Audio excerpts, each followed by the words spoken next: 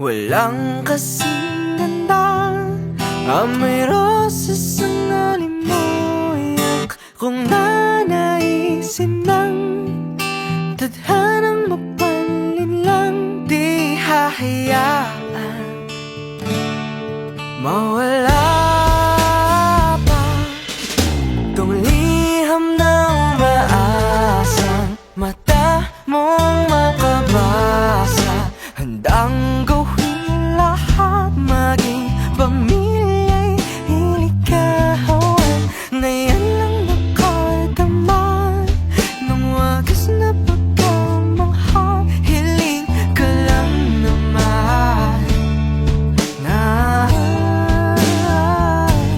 tayo na sanang dalawa, siyang huli at ang umpisa. Papatunayan ang unang pag-ibig ay di mawawalan. Nakailang tula na, ba't tila di napupunan ang tangi kong hiling? Hanggang dulo ikaw ang kapiling. Kung pwede lang hanggang magpakailanman, hindi na papakawalan kailanman. Laging tamis naman sa Ibarra! hinahanap ka. Ibarra! Ako na lang ang natira, at sana'y magkita pa. Kailan na maririnig ang tahaking mag-isa? Kahit wala ka na.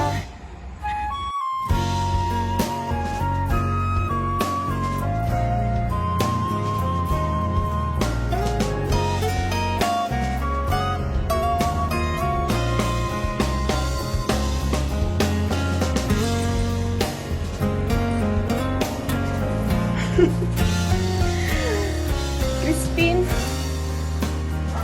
Basilio.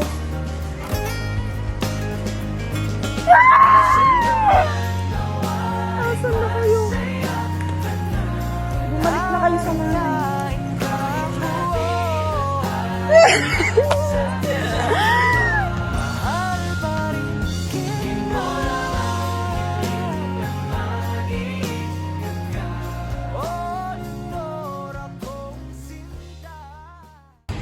Nararamdaman ko na ang kaba at saya. Sa wakas, makikita ko na rin aking pamilya at kaibigan. Oh, sa loob ng 7 taon, marami na palang pinagbago to.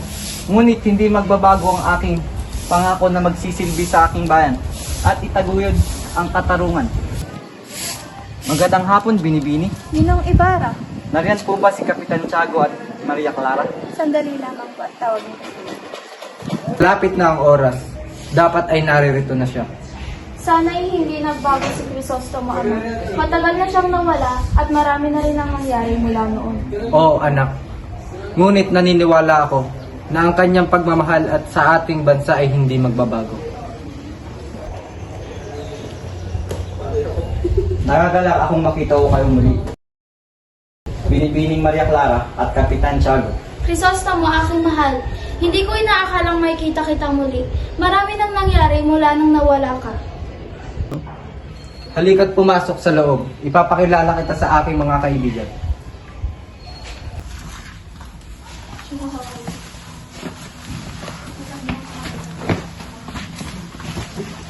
Mga kaibigan, mga kapitbahay, ngayon, ipinapakilala ko sa inyo ang aking anak na si Maria Clara at ang aming bisita na si Crisostomo Ibarra.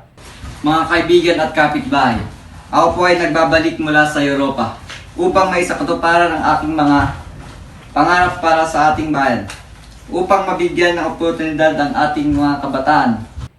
Ako naman po ay nagagayak na makilala kayong lahat. Malaki po ang aking pangarap para sa ating bayan. Tara na't magsalo-salo.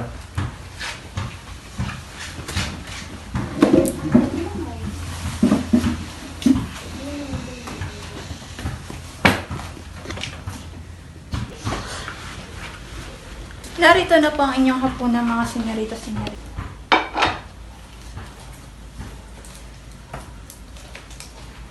Ikaw pala si Maria Clara.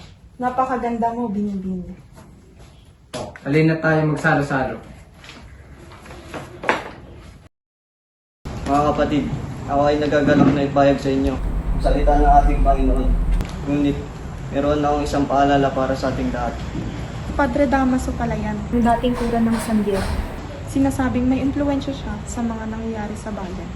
Narinig ko ang mga kwentong hindi maganda tungkol sa kanya. Baka may katotohanan ng mga iyon.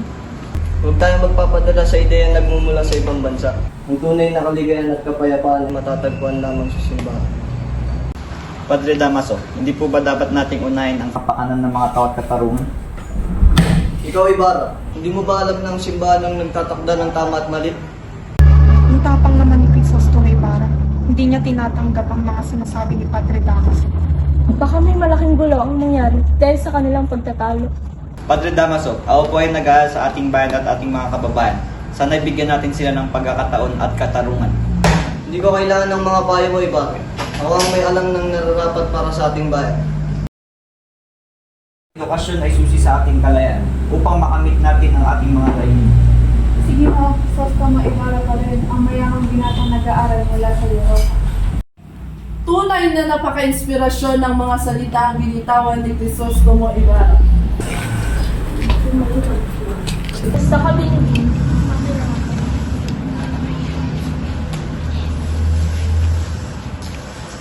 Maaari ko bang makausap si Binibining Maria Clara? Binibining Maria Clara, may masama akong balita. Ano iyon? Patay na si Crisostomo Ibarra. Ano? Hindi ito maaari. Masamang biro iyan, Padre Salvi. Ngunit ang balita yun ay totoo. Ibarra! Aking mahal!